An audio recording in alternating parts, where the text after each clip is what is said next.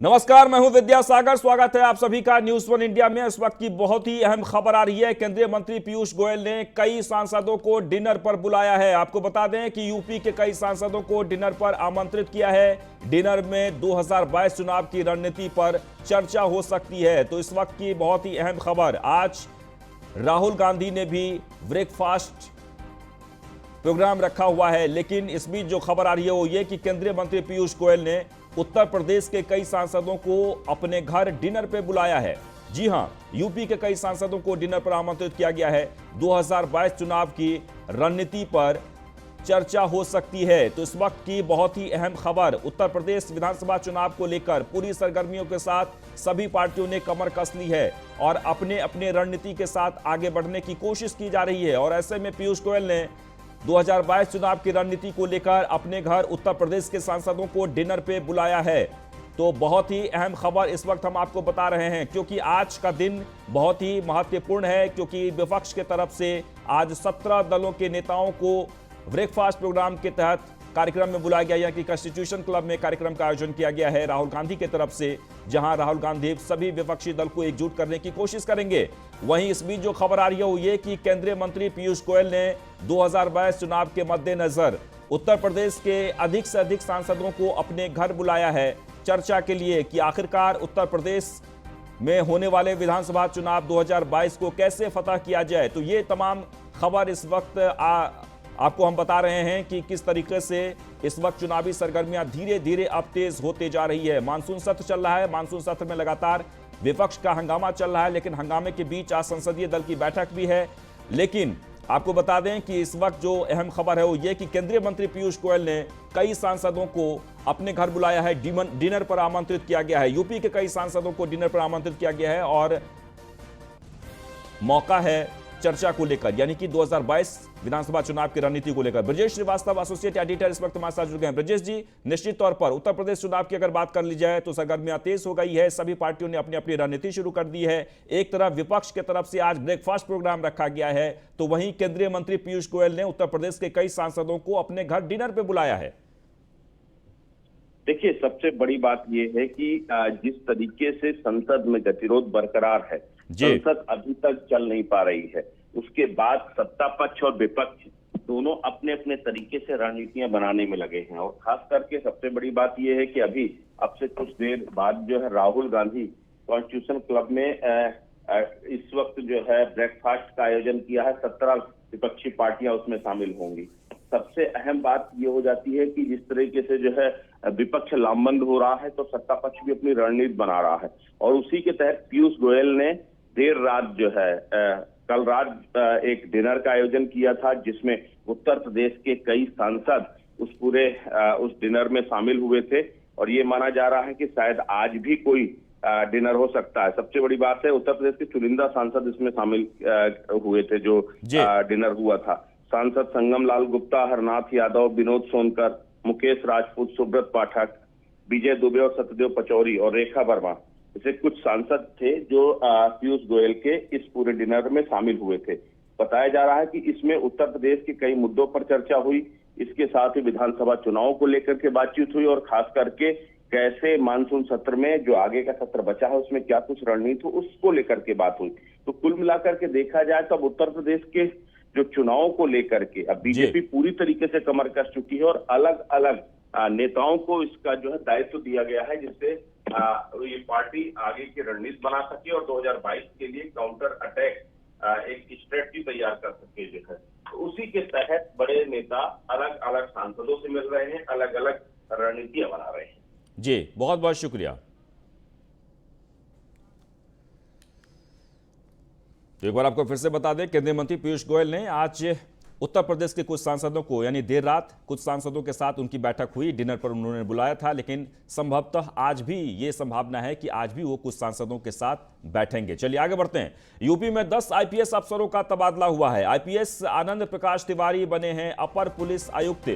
Kanpur commissionerate IPS Chandraprakash बने हैं DIG UP SSF Lucknow. वहीं आईपीएस उपेंद्र अग्रवाल बने हैं डीआईजी पुलिस मुख्यालय लखनऊ। आईपीएस धर्मेंद्र सिंह बने हैं डीआईजी रेलवे लखनऊ। वहीं आईपीएस जे रविंद्र गौड़ बने हैं DIG Gorakhpur. IPS doctor Pratinder Singh बने हैं डीआईजी सहारनपुर रेंज। मतलब 10 आईपीएस अफसरों, लगातार हम आपको ग्राफिक्स के जरिए बता रहे हैं एक के बाद एक नाम। आईपीएस आर के भारद्वाज बने हैं डीआईजी मिर्जापुर रेंज। वहीं आईपीएस अखिलेश कुमार बने हैं DIG Azamgarh range. IPS Subhash Chandra Dubey बने हैं अपर पुलिस आयुक्त वाराणसी कमिश्नरेट। आईपीएस विकास कुमार बने हैं एसपी सिटी आगरा। तो यूपी में 10 आईपीएस अफसरों का तबादला हुआ है और तबादले के साथ लगातार हम आपको बता रहे हैं कि आईपीएस अफसरों को कहां-कहां इस वक्त तबादला करके भेजा गया है, कहां पर उन्हें ड्यूटी लगाई गई है।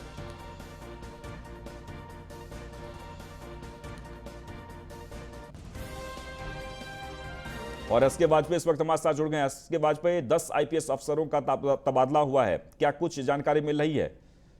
बिल्कुल निश्चित तौर पर इसमें अगर हम देखें तो डीआईजी स्तर के 10 आईपीएस अफसरों के तबादले हुए हैं, जिसमें कई जिले हैं, कई परिक्षेत्र हैं, जिसमें कानपुर, लखनऊ, उसके अलावा गोरखपुर, सहारनपुर, मिर्जापुर और आजमगढ़ के साथ वाराणसी भी शामिल है, जिसमें डीआईजी स्तर के अफसरों के तबादले हुए हैं। 10 आईपीएस अफसर बदले गए हैं।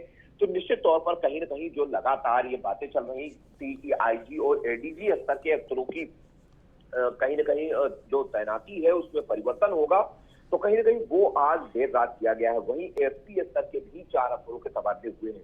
तो निश्चित तौर पर लगातार जो कहीं ना कहीं लंबे से तबादले रुके हुए थे और लगातार कयास लगाए जा रहे थे कि आईपीएस अफसरों के तबादले होंगे, तो कहीं ना कहीं वो तबादले हो गए हैं। हालांकि ये डीआईजी स्तर तक ही अभी तबादले हुए हैं और उम्मीद है अभी और भी आईपीएस अफसरों के तबादले होंगे। जी चलिए, बहुत बहुत शुक्रिया।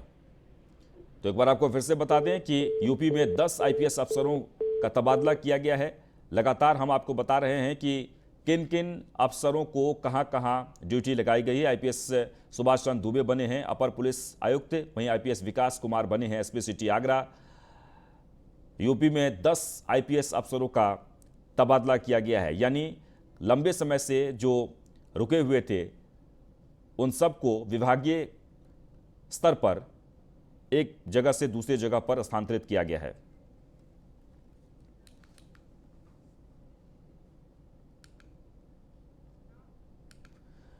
आगे बढ़ते हैं, खबर लखनऊ से है, जहां पर अमित शाह के बयान पर अखिलेश यादव का हमला सामने आया है। जी हां, बीजेपी चमत्कारी पार्टी है, यह कहा है अखिलेश यादव ने। कब कौन सा रूप धारण कर ले कहना मुश्किल है। गृह मंत्री बिना चुनाव लड़े बीजेपी की सरकार बनवा रहे हैं, तानाशाही अंदाज में सरकार बनवा रहे हैं, जनता सबक सिखाएगी, ये कहते हुए अखिलेश यादव, समाजवादी पार्टी के राष्ट्रीय अध्यक्ष अखिलेश यादव ने गृह मंत्री अमित शाह मिर्जापुर जब आए थे तो उन्होंने अखिलेश यादव पर निशाना साधा था और उसी का जवाब देते हुए अखिलेश यादव ने प्रेस कॉन्फ्रेंस करके गृह मंत्री पर निशाना साधा। आगे बढ़ते हैं, खबर लखनऊ से। यूपी में आज से मेगा वैक्सीनेशन अभियान की शुरुआत होने जा रही है। एक दिन में 20 लाख लोगों को वैक्सीनेट करने का लक्ष्य है। यूपी में 3 गुना रफ्तार से वैक्सीनेशन की तैयारी तेज हो गई है। वहीं वैक्सीनेशन एक दिन में 20,000 सेशन का आयोजन किया जाएगा। अब तक 4,87,00,000 लोगों का हो चुका है वैक्सीनेशन। अभी तक यूपी सबसे ज्यादा वैक्सीनेशन वाला राज्य बन गया है।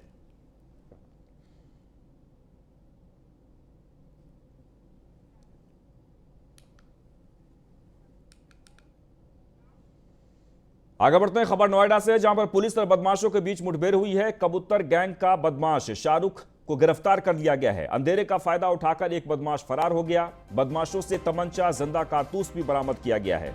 नोएडा के सेक्टर थाना 24 क्षेत्र में यह मुठभेड़ हुई है। तो आपको बता दें कि बहुत ही अहम खबर, एक बदमाश को पकड़ लिया गया जबकि एक भागने में कामयाब हो गया। बदमाशों से तमंचा और जिंदा कारतूस भी बरामद किया गया है। दरअसल नोएडा के सेक्टर थाना 24 क्षेत्र में मुठभेड़ हुई थी। काफी दिनों से पुलिस इन बदमाशों को तलाश में जुटी हुई थी। पुलिस को इन्फॉर्मेशन मिली, इसके बाद पुलिस ने नाकाबंदी की, जिसमें कबूतर गैंग का बदमाश शाहरुख को गिरफ्तार किया गया। एक को गोली लगी है, तस्वीरों में आप देख सकते हैं, जो जख्मी है अस्पताल में भर्ती करा दिया गया है। लेकिन दूसरा जो शख्स था, जो बदमाश है, वो अंधेरे का फायदा उठाकर फरार होने में कामयाब हो गया। पुलिस फिलहाल इस मामले में आगे की कार्रवाई कर रही है। तो सेक्टर थाना 24 क्षेत्र में ये मुठभेड़ हुई है। पुलिस और बदमाशों के बीच मुठभेड़ हुई। खबर नोएडा से है, जहां कबूतर गैंग का बदमाश शाहरुख को गिरफ्तार किया गया है। 24 थाना क्षेत्र में ACP2 और SO24 की टीम रूटीन चेकिंग में थी। अभी एक गाड़ी पैशन बिना नंबर प्लेट की इधर से क्रॉस कर रही थी, तो इन लोगों ने रोकने का प्रयास किया। एक गाड़ी रुकी नहीं, उस पर 2 आदमी सवार थे। ये दोनों भागे और हम लोग जहाँ पे हैं, ये दोनों तरफ बड़े बड़े चौराहे हैं जहाँ हमारी रूटीन चेकिंग होती थी। इनको अलर्ट किया गया। इन लोगों ने दोनों तरफ से घेराबंदी की। ये यहाँ पे गिर गए और इन लोगों ने पुलिस पार्टी जो थी हमारी, उसके ऊपर अटैक किया। जवाबी कार्रवाई हुई है। इसमें से एक व्यक्ति घायल हुआ और जो दूसरा था वो इस बाइक के पीछे चल रही एक DL नंबर की वाइट कलर की कार थी, उसमें वो तत्काल सवार होकर के और यहाँ से भाग गया। देखिए अभी सेक्टर आगे बढ़ते हैं। खबर ग्रेटर नोएडा से है, जहां पर लगातार पड़ रहा है बिजली विभाग का छापा। जी हां, अलग अलग कई सोसाइटी में देर रात छापेमारी हुई है। बिजली चोरी के आरोप में 4 लोगों पर FIR भी दर्ज किया गया है। तो खबर ग्रेटर नोएडा से है, जहां पर बिजली विभाग का छापा लगातार पड़ रहा है। अलग अलग कई सोसाइटी में देर रात तक छापा पड़ा। बिजली चोरी के आरोप में 4 लोगों पर मुकदमा भी दर्ज किया गया है। तो अगर आप बिना कनेक्शन के अपने घर में बिजली चोरी से जलाते हैं तो आप पर कार्रवाई होगी, क्योंकि बिजली विभाग पूरी तरीके से अलर्ट है। और यही वजह है कि ग्रेटर नोएडा में लगातार कई सोसाइटी में छापेमारी की गई है, जिसमें 4 लोगों के खिलाफ FIR दर्ज किया गया है। दरअसल ये 4 लोग जिन पर मुकदमा दर्ज किया गया है, इन्होंने बिना कनेक्शन के ही बिजली अपने घर में चोरी चुपके से जला रहे थे। और इसी वजह से जब बिजली विभाग के अधिकारियों को सूचना मिली तो कई सोसाइटी में छापेमारी की गई है। डाला गया ये छापा। इसके पहले भी मैं 2 जगह और छापेमारी कर चुका हूँ। मुझे सूत्रों से पता चला था कि कुछ चोरियाँ हो रही हैं और अभी आगे भी कुछ ऐसी चोरियाँ मुझे मिलने की उम्मीद है। मेरे डिवीज़न में तैनाती 15 दिन पहले हुई है। यहाँ के लाइन लॉसेस को देखते हुए मुझे लग रहा है कि कहीं ना कहीं चोरियाँ बहुत ज़्यादा हैं, इसीलिए इतने लॉसेज हैं। इसके चलते मैंने 24 तारीख में रूरल वैली में छापेमारी की थी। वहाँ मुझे बिजली चोरी मिली थी। इसके बाद शाहबेरी में ही उमेद गार्डन करके एक जगह है, वहाँ कैपिटल होम्स B2 टावर में डायरेक्ट चोरी थी। वहाँ की FIR दर्ज कराई गई है। शनिवार में ही डाला गया ये छापा। इसके पहले भी मैं 2 जगह और छापेमारी में बिजली विभाग की लगातार कार्रवाई देखने को मिल रही है। लगातार बिजली चोरी के मामले यहाँ सामने आ रहे थे। वहीं आपको बता दें कि हम मौजूद हैं बालाजी एन्क्लेव की शाहबेरी में, जहां पर बिजली विभाग का बीती रात छापा पड़ा था। बिजली विभाग ने जब छापा मारा तो बहुत सारे ऐसे फर्जी लोग पाए गए जो बिना मीटर के यहाँ पर बिजली चला रहे थे। वहीं अधिशासी अभियंता का साफ तौर पर कहना है कि बिजली विभाग के द्वारा यहाँ पर कार्रवाई की जाएगी। जो लोग दोषी पाए गए हैं उनके खिलाफ FIR भी दर्ज हुई है। वहीं अधिशासी अभियंता साफ तौर पर कह रहे हैं कि जो भी यहाँ पर बिना चोरी के जो भी लाइट यहाँ पर जला रहा है उसके खिलाफ लगातार कार्रवाई यहाँ पर जारी होगी। वहीं आपको बता दें कि अधिशासी अभियंता को 15 दिन 4 संभाले हुए हैं, लेकिन अधिशासी अभियंता लगातार कार्रवाई करते हुए नजर आ रहे हैं। और साफ तौर पर उन्होंने कह दिया है कि जो लोग बिजली चोरी से जला रहे हैं उन पर कार्रवाई होती हुई अब लगातार देखने को मिलेगी। न्यूज़ 1 इंडिया से मैं प्रिया राणा, ग्रेटर नोएडा में। आगे बढ़ते हैं। खबर मुरादाबाद से है, जहां पर कटघर इलाके के लाजपत नगर शिव विहार कॉलोनी में रहने वाले 81 परिवारों ने सामूहिक रूप से अपने मकान बेचकर पलायन करने के पोस्टर लगाए हैं। कॉलोनी में रहने वाले लोगों का आरोप है कि कॉलोनी के मुख्य गेट पर बने मकानों को विशेष समुदाय के व्यक्तियों द्वारा 3 गुना अधिक कीमत देकर खरीद लिया गया है। परिवारों का आरोप है कि उन्हें परेशान कर रहे हैं। स्थानीय निवासियों का कहना है कि 3 गुना अधिक कीमत में मकान खरीदने वालों की आर्थिक जांच होनी चाहिए और रजिस्ट्री कैंसिल होनी चाहिए, वरना सभी सामूहिक पलायन करने को तैयार हैं। सामूहिक पलायन कर देने का मामला जैसे ही प्रशासन तक पहुंचा, आनन फानन में अपर नगर मजिस्ट्रेट राजेश कुमार लोगों के बीच पहुंचे और सभी से बातचीत की गई। फिलहाल कॉलोनी के लोगों में रोष फैला हुआ है।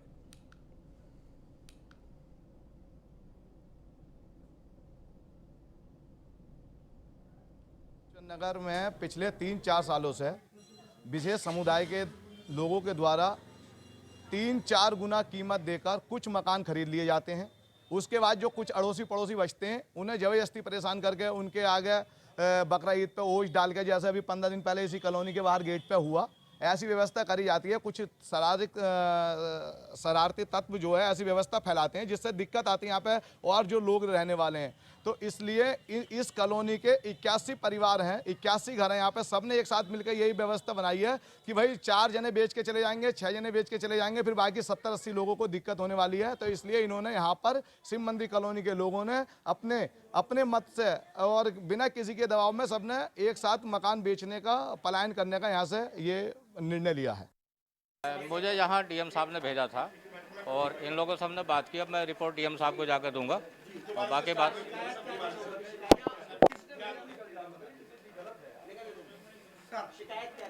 ऐसा है, कुछ मुद्दों पे जो है इन्होंने कुछ बातें रखी। अभी चूंकि मुझे डीएम साहब को बताना है, उसके बाद डीएम साहब को बताने के, चूंकि मैं उसकी गोपनीयता को भंग नहीं कर सकता फिलहाल। ये जो पोस्टर तो आप जो है इसके बारे में जो है मैं आपके सामने डिस्क्लोज नहीं करूंगा। मैं वो डीएम साहब तो हिस्ट्री शीटर बना भाजयुमो का प्रदेश मंत्री। आपको बता दें कि अरविंद राज त्रिपाठी बना भाजयुमो का प्रदेश मंत्री। काका देव थाने का हिस्ट्री शीटर है अरविंद राज त्रिपाठी।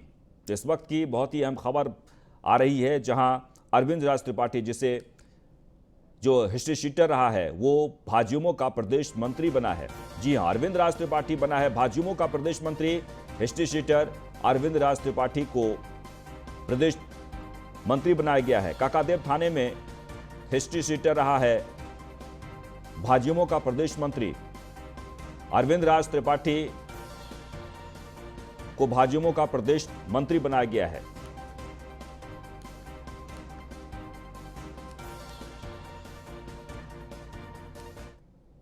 आगे बढ़ते हैं। यूपी बीजेपी के किसान मोर्चा पदाधिकारियों की घोषणा हुई है। मुजफ्फरनगर के राजकुमार सहरावत उपाध्यक्ष बने हैं। शिवशंकर सिंह श्याम बिहारी उपाध्यक्ष बनाए गए हैं।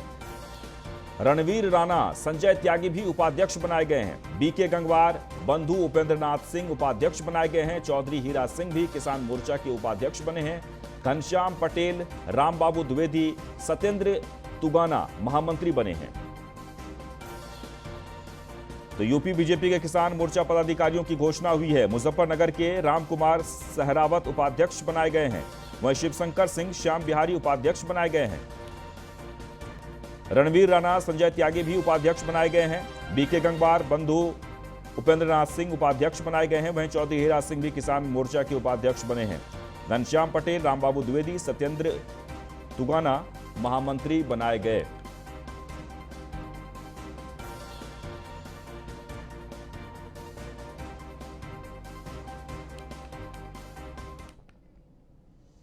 इस बीच बुलंदशहर से बड़ी खबर आ रही है, जहां पर न्यूज़ 1 इंडिया की खबर का बड़ा असर हुआ है। स्वास्थ्य विभाग के अधिकारी से अभद्रता का मामला है। अधिकारी ने महिला कर्मचारी के साथ की थी अभद्रता।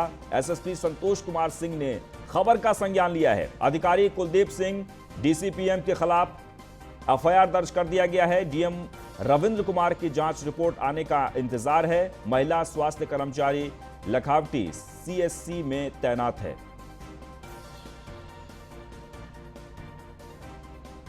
तो न्यूज़ 1 इंडिया की खबर का बड़ा असर हुआ है। जी हां,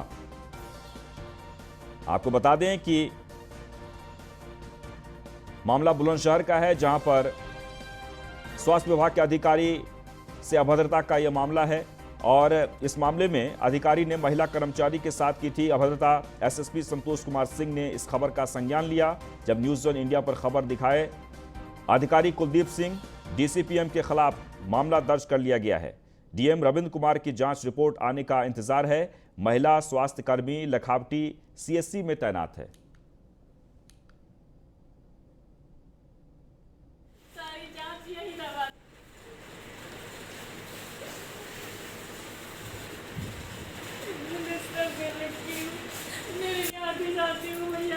तो स्वास्थ्य विभाग के अधिकारी से अभद्रता का यह मामला है।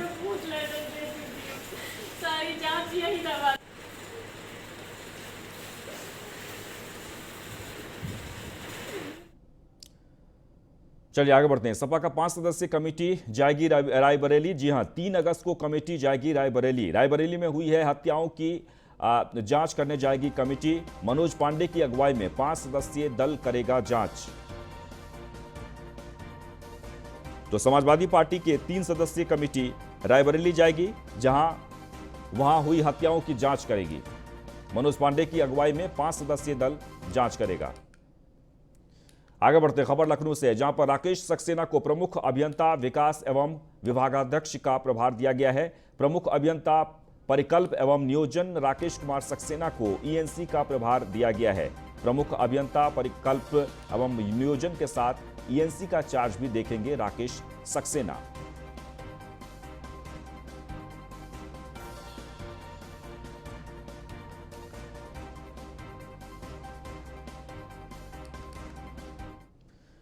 आगे बढ़ते खबर वाराणसी से, जहां पर पशु क्रूरता का वीडियो वायरल हो रहा है। पशु को बेरहमी से पीट रहा है एक शख्स। गौ आश्रम में रखवाली करता है यह शख्स। मिसरपुर गांव के गौ आश्रय का वीडियो वायरल हो रहा है। काशी विद्यापीठ ब्लॉक के मिसरपुर गांव का यह मामला है। तस्वीरों में आप देख सकते हैं गौशाला में किस तरीके से पशु को क्रूरतापूर्वक पीटा जा रहा है। फिलहाल ये जो वीडियो है वो लगातार सोशल मीडिया पर वायरल हो रहा है।